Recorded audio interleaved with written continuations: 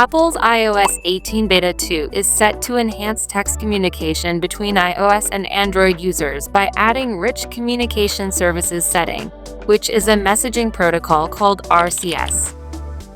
The next generation of text messaging features allows users to send and receive messages, voice and video calls, and multimedia files in real time.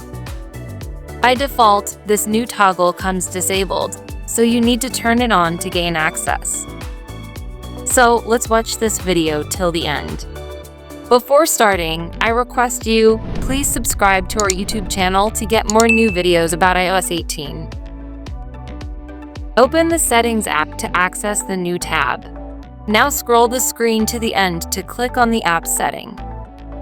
This is a new setting in iOS 18. Now scroll the screen to tap on Messages. On this screen, you can find RCS messaging and MMS messaging options under the text messaging section.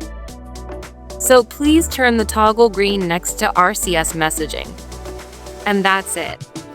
If your phone does not show the RCS messaging option, it means currently your carrier is not providing RCS service or you are living out of the United States. In another case, you can contact your carrier providers and get assistance from them. Kindly ensure to specify the carrier you are using in the comment box provided below. Now, come back to the point.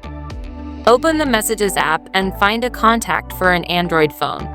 Now open the text box in the Message app so you can see that typing indicators and read receipts between Android and iPhone.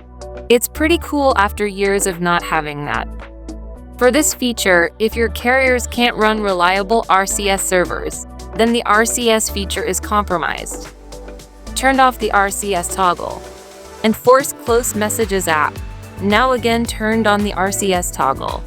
I hope this started working. Sometimes it starts suddenly after 2 to 4 hours.